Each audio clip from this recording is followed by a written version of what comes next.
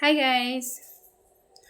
Meron kasing bagong balita ngayon. Actually, hindi na ito bago. Kasi halos araw-araw na lang yata nangyayari ito dito sa Antipolo. Maraming mga nananakawan. Pero ngayon, may bagong balita na dalawang hardware dito sa malapit sa amin ay nanakawan. Nanakawan siya ng 10 box ng wire. Ganon katindi. Ito guys yung reason kung bakit ako mismo sa hardware ko, hindi talaga ako tumatanggap o hindi ako bumibili nung mga nag-aalok-alok sa hardware ko ng mga wire, yung mga sasabihin nila may sumobra daw sa project nila, tapos bebenta nila sa akin, usually wire, GI wire, or mga pintura, mga ganon, yung mga mahal. Ako talaga, inugali ko na talaga na wag bumili ng mga ganon. Sa supplier lang talaga ako bibili. Katuwiran ko sa kanila, wala kayong resibo, kaya bawal kaming bumili ng mga ganyan. Pero sa totoo lang, ang iniisip ko kasi, baka ninakaw yan sa kapwa ko hardware.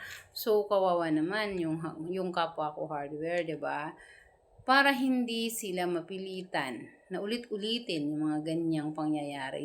Minsan naman, mga empleyado sa ibang hardware, nagpapalusot sila ng mga item, tapos iaalok nila. Kapag may nabibentahan sila, natural, palagi nilang gagawin yon. Kasi, nabibenta nila, di ba? Kunyari, pepresyohan nila ng mababa. So, yung ibang hardware, natitempt. Kaya sana, yung mga kapwa ko hardware, huwag naman ho tayong matempt na bumili ng mga ganyan. Kasi, baka mamaya, tayo rin mismo ang mabiktima.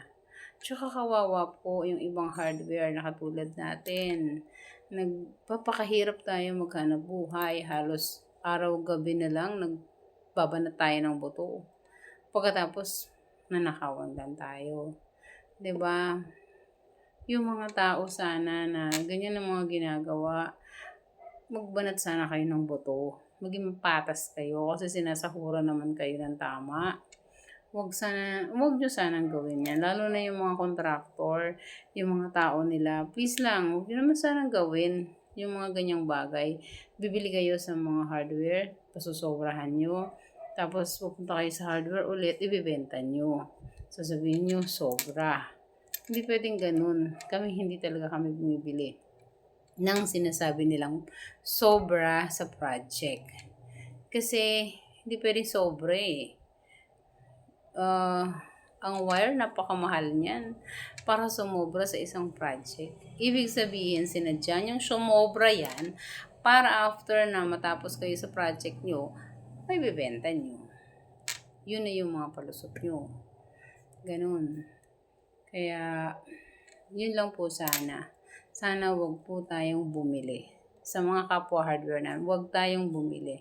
At saka, sa iba rin, sa mga bahay-bahay, wag po sana kayong bumili porque inalokon kayo ng mura.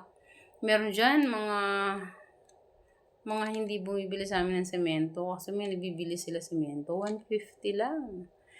Kasi, wala akong ganung presyo. Ibig sabihin, mga palusot yan, mga nakaw po yan. Huwag po tayong bumili ng nakaw kasi may karma po yan. Yun lang guys. Salamat!